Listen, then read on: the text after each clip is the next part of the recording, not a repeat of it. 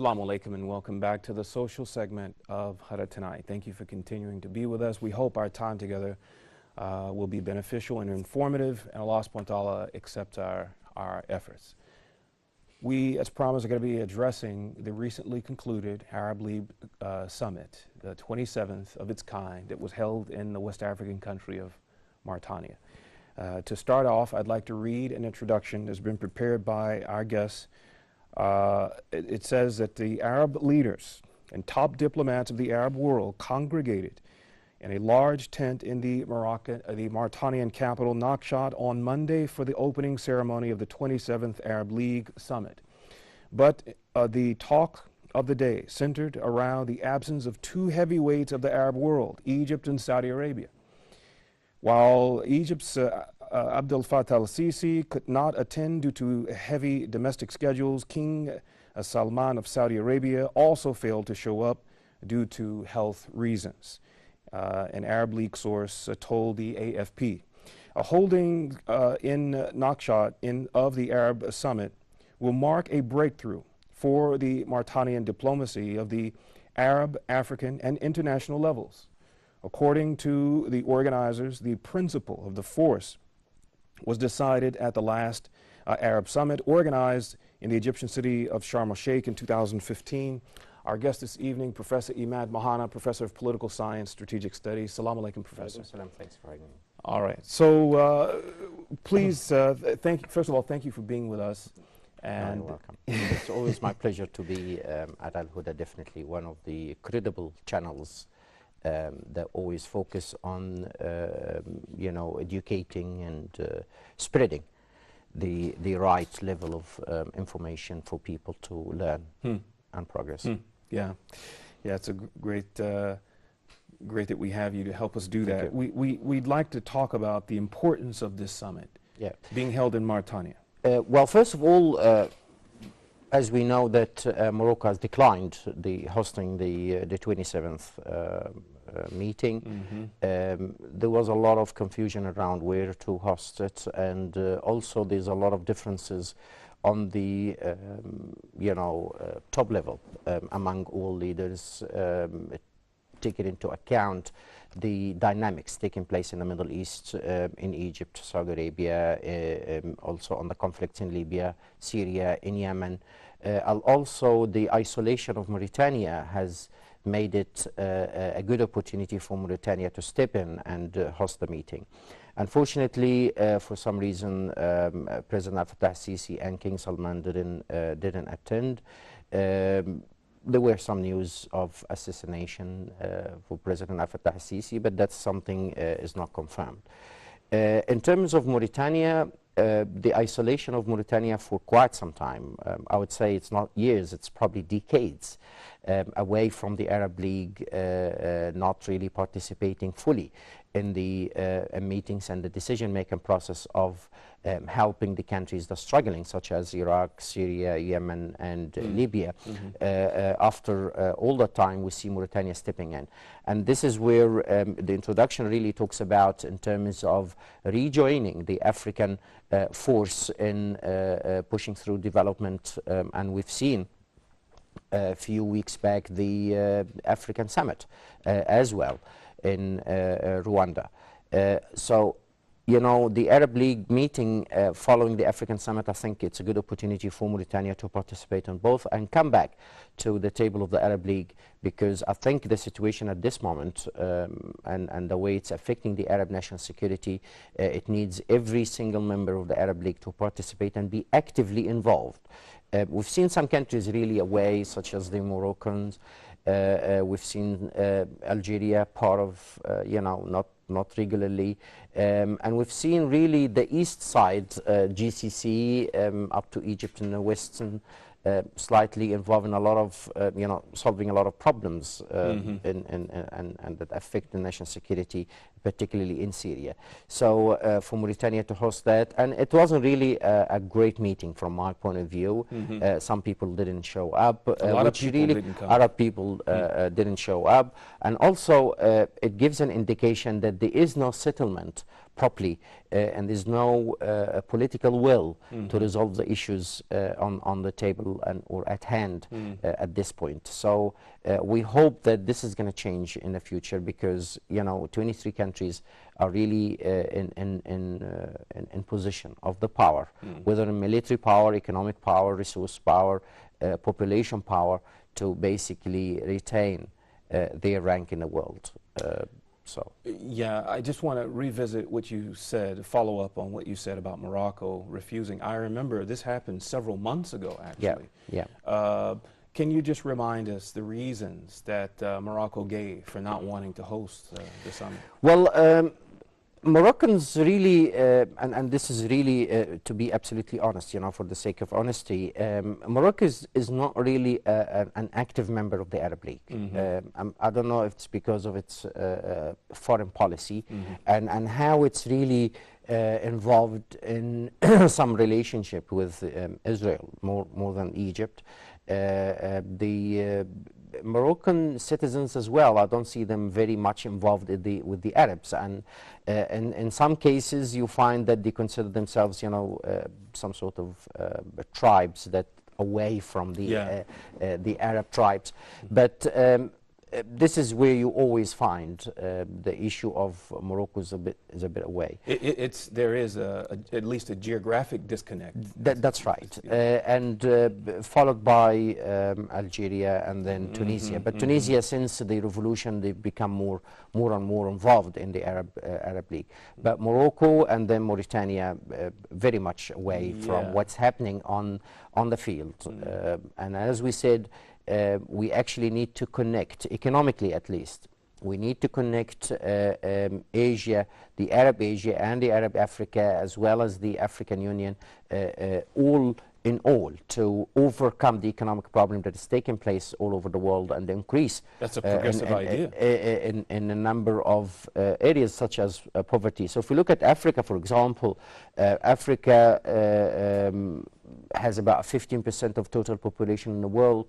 The Arabs are about almost 500 million, so it's a huge population. And on top of that, if you look at Africa, it has about 40% of diamond, 60% of platinum. It has about 30% of agricultural resources in the world. It has water, it has oil. Yes. I think about 18% of oil resources. So it's a rich continent. Right. But what we need is connect technology to resources to manufacturing. And I think some of the Arab countries have, the manufacturing, at least the basics that can really build upon the resources that exist in Africa. So the Africans and the Arabs as well have been, victimized and colonized for a long time. So we need to create that connect or that connection between the two sides in order to progress and overcome. And as we spoke last time around the exit of UK, and my expectation is slowly the European Union will start to collapse and will become less important economic bloc. We've seen the rise of other blocs such as the BRICS, that includes Brazil, Russia, China and South Africa.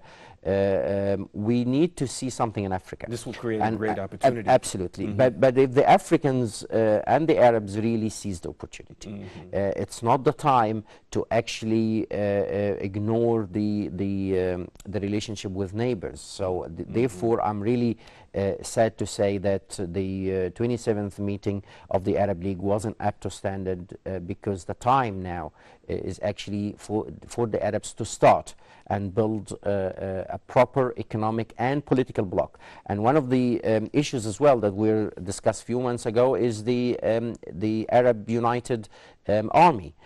Where we can build on reforming the Arab League, this brings us to the question I wanted to ask you about one of the pledges that they made, the Arab leaders made, who are there against defeating Daesh, terrorism. So you're talking about the army. And I think this goes well with the economy, because you can't really just have an army without resources that feed into it. Unfortunately, the Arabs really submitted themselves and their resources to decolonizing or the colonial powers in the past. We've seen the colonial powers, England. If you look at Africa and the Arab world, you will see England, France, Portugal, Spain, and now the modern colonization of the United States in terms of colonization of brains, I'd call it. You know, trying to use the media to change principles and change ideas and create the fourth and fifth generation war in terms of changing the mindset, changing cultures, and bringing people to fight each other. And that's what we call, you know, a war by proxy. I have to insert on this note that Iran destroyed 100,000 satellite dishes for this very reason. Yes. Reaching into people's minds and changing the value systems. Absolutely. And at some point we probably have to do that. Even social media, I find it's a double-edged weapon.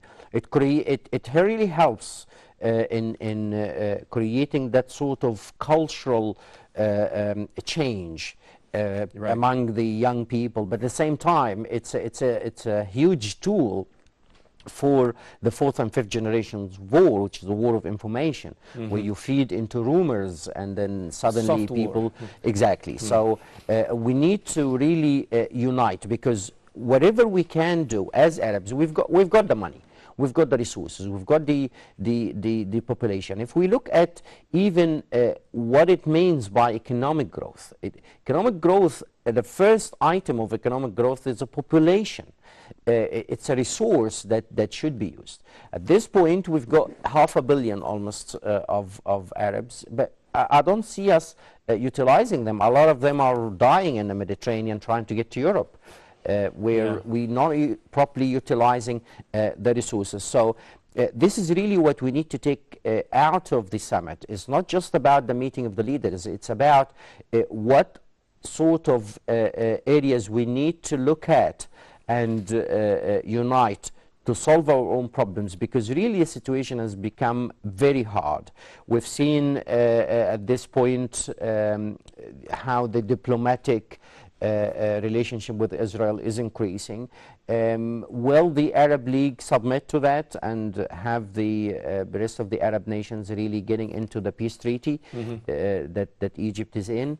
This is really something that we will have to watch in the next few years. Perhaps this explains the new Israeli ambassador to Egypt, visit by Egyptian foreign minister to Jerusalem. That's right. A retired general from Saudi Arabia also going to Jerusalem. Absolutely. There's always, and this is very important, I'd like viewers to focus on this point. When we talk about the peace treaty, the visits, according to the peace treaty, there is no problem. So we've got to be open-minded, that we've got to have a relationship so we can get the problem solved. But what I really didn't like about the visit, number one, that Sameh Shukri standing next to you to Dor Herzl statue, which basically the guy that really founded the Zionism organization is the one that founded Israel. So that was very wrong.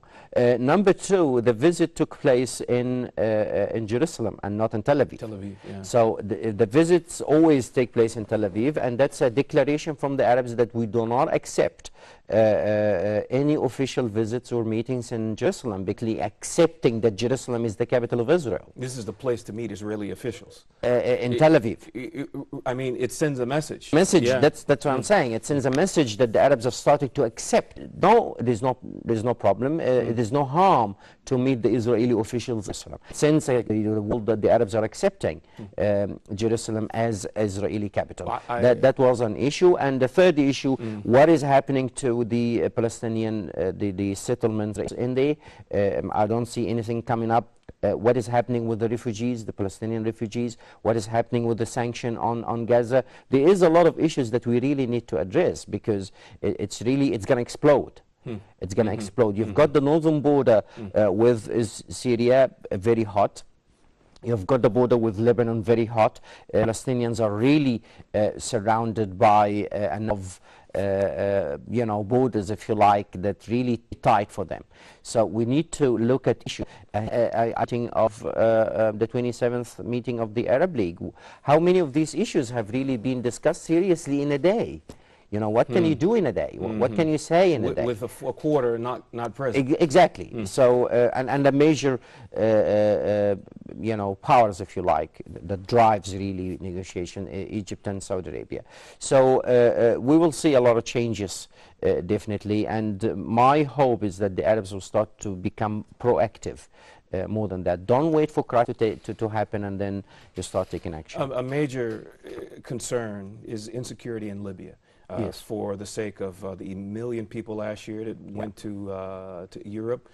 Can you address the subject of weapons being flooded, Daesh's presence in Libya, weapons going through Libya, creating insecurity? Would you address that? Yeah, as we probably talked in different episodes about the new Middle East, the plan for the new Middle East, and how they try to, you know, destroy armies and destroy political regimes. Probably some of them are corrupt regimes, but in the end, they corrupt them and then use them to bring them down. The issue of weapons, a lot of weapons being smuggled, not just to Syria, to Libya, to Yemen, and we spoke about the Iranian involvement and how they try to threaten the national security of Saudi Arabia through feeding into the conflict in the south with the Houthis. I think Libya is one of the major, probably the biggest disaster that the Arab have on their hand in terms of national security. At least in Syria, you've got two powers fighting. Yemen is the same, but in Libya, you don't know who's fighting who. And here, a lot of weapons smuggling of weapons. This is affecting the Egyptian national security from the west and also Tunisia and the rest of the Arabs getting weapons from Libya. At this point, the Arab League, and I addressed that before, that the Arab League have really failed to address the issue of Libya and try to help the Libyan citizens to rebuild at least a government, a temporary government to control the issues. At this point, Libya is not clear where it's going. There is no proper government in place. There's no proper parliament. The governments are competing for control. Exactly. So at this point, people are on a ground level are struggling. The Libyans on a ground level are struggling. And it's getting worse. There's a lot of smuggling, and not just weapons, but it's also the destruction of culture, the conflict that will never go away easily, drugs. A lot of things are going through in here, and in the end, you're surrounded by two ideologies.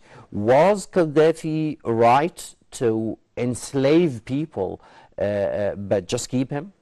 You know, do we accept to be slaves but just with the president, or do we apply or try to get freedom but then we get this guys? And here, very important that I don't want people to be pessimistic around the change.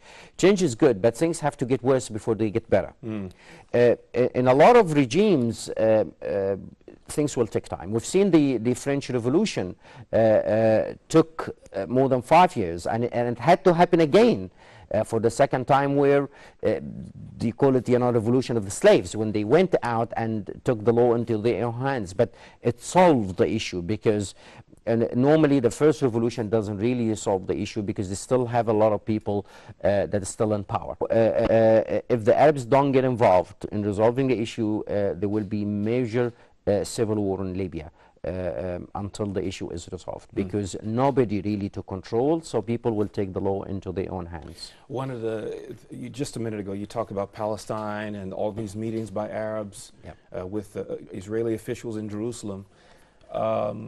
One of the things that the Arab leaders in Mauritania talked about was supporting the French initiative to restart the negotiations. In previous episodes, we've talked about how really there's a lot of pessimism about prospects for success. Is there anything that could be offered different? Not really. Unfortunately, and I made that statement before, that the world respects the powerful, doesn't respect the kind. So you've got to have some sort of power to force Israel to sit. Because Israel, they just throw the toys out of the cot and just walk away. I'm not playing. And it takes us years. When was the last time we've had proper serious negotiation? A few years ago. So the fact here is, the Arabs, and the only power that the Arabs have, we're not talking about military power, but we're talking about a power by a nation. If 23 countries make one statement, and it's a powerful statement, and it gets taken to the United Nations, that we, 23 countries of Arabs, 500 million people, we can squash the 6 million Israelis that live in Israel. We have to sit around negotiation. We're not going to, we're not saying Israel, but we need to sit and have a solution for this. But the problem is the great enabler. This has supplied weapons and $3 billion a year. As long as the U.S. is backing up Israel, the dominate. Check by us. This is this, but let me tell you that history that the number beats. It's a fact. The U.S. experienced this in Vietnam. Exactly. United States can never fight 23 countries. You can't. And let me tell you, and we said that before, and it's one of the second crossing mega plan for Egypt, is how do you make the Arab nation an empire? You've got basically an access to 3 blocks that if you block them, you can never really be invaded. Your national security is AAA.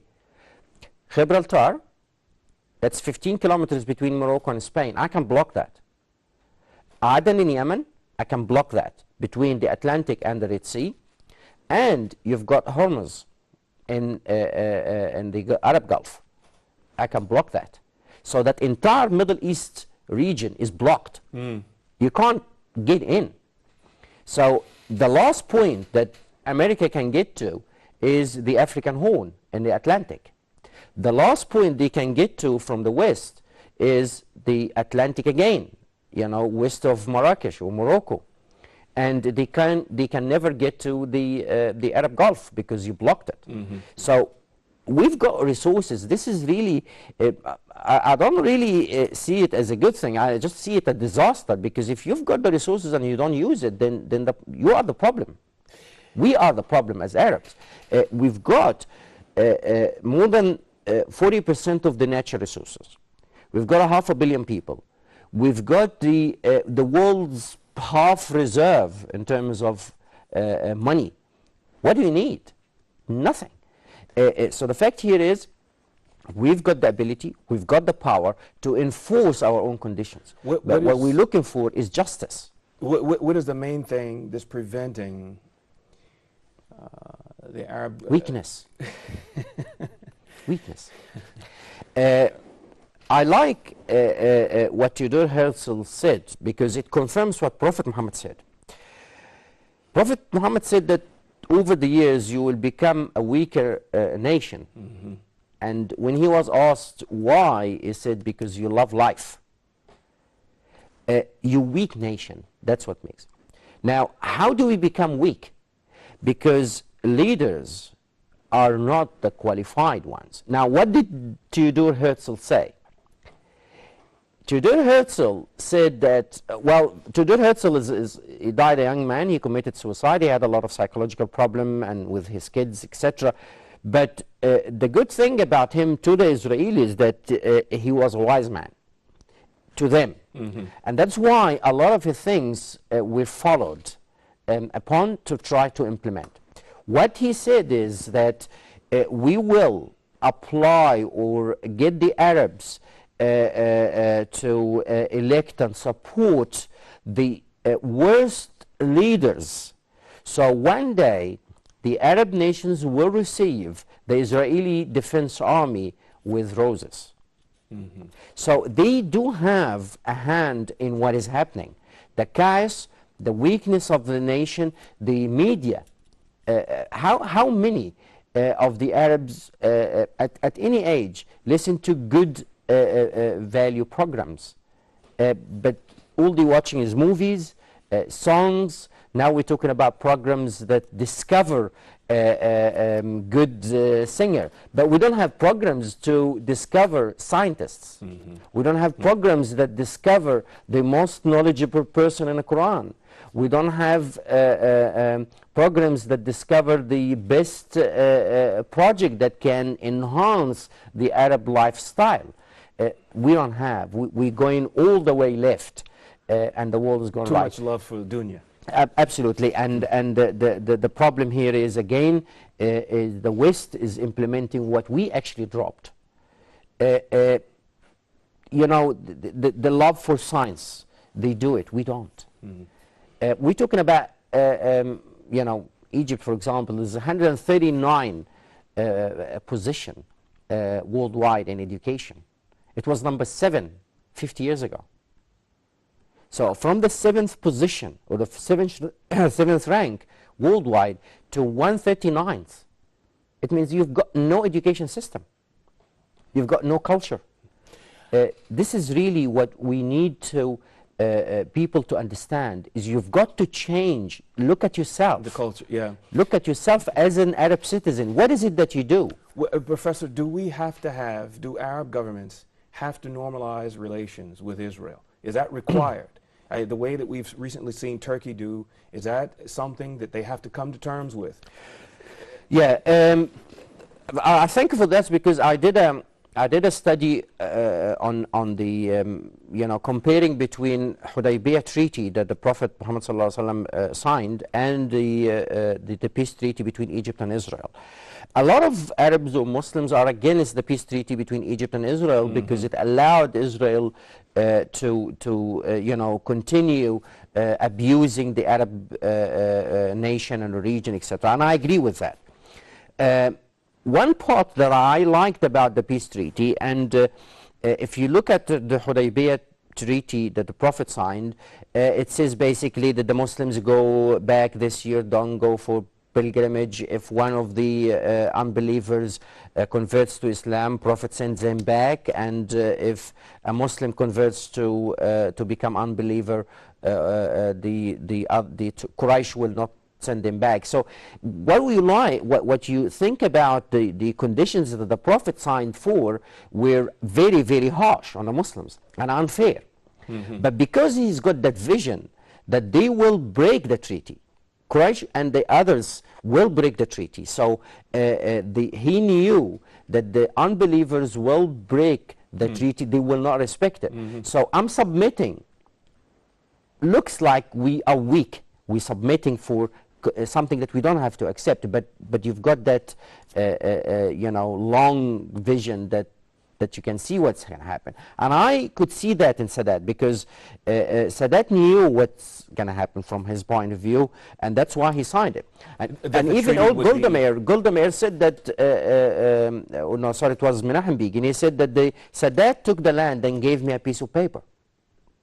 So Sadat knew how to play it, but probably from his assassination, things start going wrong. And if you remember, and respective viewers that attended that episode, we talked about the mega plan of the new Middle East was officially signed in 1982 by the American Congress to divide the Middle East from 56 countries to 88. That happened after Sadat's assassination, which basically means that Sadat didn't intend the treaty to go this way.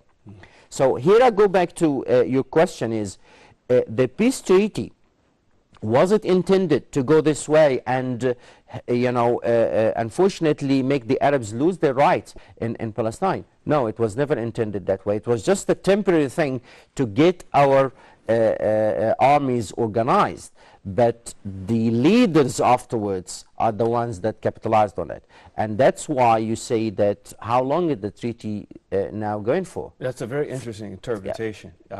He was buying time, essentially. Exactly. Organized for victory, but in the process, he got assassinated. He got assassinated, so the others used it. And if you look at, and respected viewers that watched his movie, and this is really true, it's not about the movie, but his statement here was clear. He said that the Palestinian brothers didn't want to sign into the treaty. We said, no, we're not going to take part of Palestine. We want all of it. But if you look at the situation at that point, Israel had, I think, about 30% of all Palestine. So the Palestinians would have signed for 70% of Palestine, but they refused. Now how much you've got? Not even 15%. So this is what he was really planning for. And I'm raising that because leaders make a difference in their nations. You know, a lot of people don't, you know, or don't like Turkey, but I find Ataturk made a difference. Charlie de Gaulle made a difference. And before them, the greatest leader, Prophet Muhammad, made a difference. It basically means that for us to build a great nation, we've got to have a great leader and a great population. This is where you can have the combination of both. I'd like to go back to this retired army general from Saudi Arabia. I mean, they don't have, Israel and Saudi Arabia don't have diplomatic relations. Yep. So he had to be, you know, a retired figure. Yeah. But the media, the press, wasn't very, there wasn't a lot of information about what they were, what do you think was really happening there? I know it's a it's a little speculation. I can give you facts, but whether it will be accepted by the brothers in Saudi Arabia or not, but the issue of the islands, it's a card. It's a membership card for Israel, for Saudi Arabia to get into the peace treaty. Okay, let's hold it right there, Professor. We're ready for a break. We come back and you can elaborate on this point. Okay. Inshallah. Short break and we're back to continue.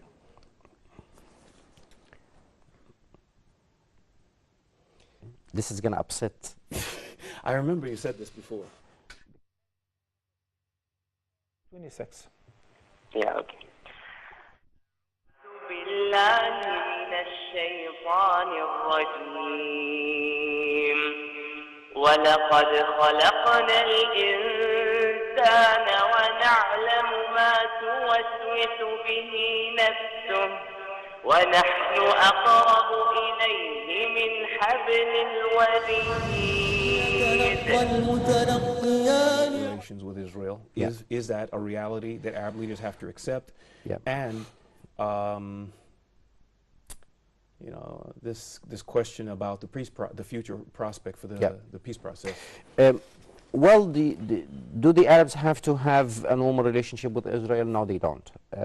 And they have the right to do that because what is happening in Palestine is an illegal occupation. So it's definitely a fact that the Arabs don't have to have a good relationship or normal relationship with Israel. Secondly, but what if we don't? Now here you face with a reality. For me to reject a good relationship with you, I've got to have a backup that I won't need you. It's a fact. So the fact here is, do the Arabs, or can the Arabs live without Israel in the region? No. Why? Because whenever Israel is there, or as long as Israel is in that region, Russia and the United States are in the region. So the fact here is, if you don't have a normal relationship, you're going to see